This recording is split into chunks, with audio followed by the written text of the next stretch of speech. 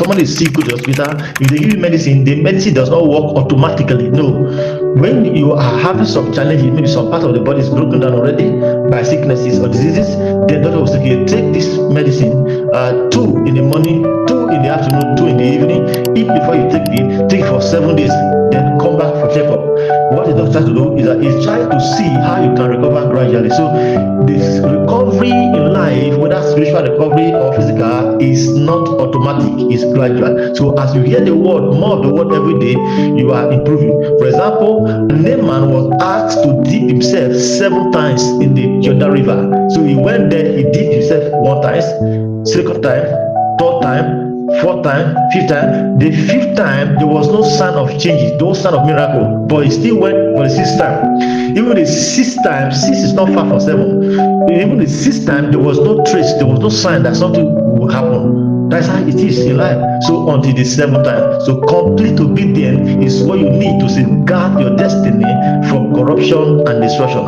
If you must safeguard your destiny from destruction, then avoid wrong people, avoid rebellious people. Because if you form a relationship with them, the Bible said, mark those that cause confusion, those that cause contention, disagreement.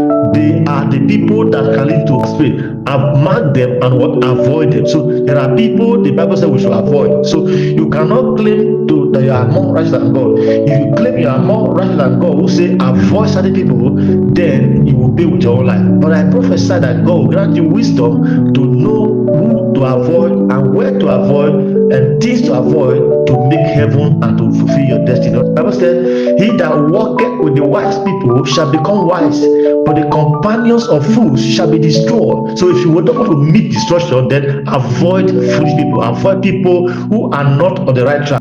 Once the language of the person is already changing, no, it's no longer your friend, because it might lead you astray and turn against what your own destiny. I pray that God will give you understanding and revelation to know who to avoid, where to avoid, and the things to avoid to safeguard your destiny. Our text is from the book of Proverbs 24, verse number 10. You will like it. If thou faint in the day of adversity, thy strength is small. You hear that? If thou faint in the day of adversity, thy strength is small. That means there's a day called the day of adversity. The Bible also mentioned in another scripture that there's a day called evil day, a day of adversity, a day of temptation, a day of trouble, a day of unpredictable disaster. It can happen in life. For many are the afflictions of the righteous, for God will deliver him from them all. You hear that? So there are times in life, no matter how holy you are, how gentle you are, how careful you are, trouble might come one day. One day, a young man was carrying me in his motorbike. We were going somewhere. Then he was overspeeding. Then I told him, hey, young man, take it easy. He said, no, Pastor, relax. I'm an expert rider. I said, the same road where expert riders are riding, there are people who are not experts, who are amateur, who are also applying the same road. So if you are an expert, an amateur driver can cross your path. So be careful. Caution is required to avoid destruction. So you say, Pastor, you are right. So fine, this road you are applying now, there are who are learners who are still applying the same road. So because of them, take caution. That's how the journey of life is. Whether you are righteous, you are holy, you are expert, you are brilliant, you are very wise, you are very intelligent, you are very smart.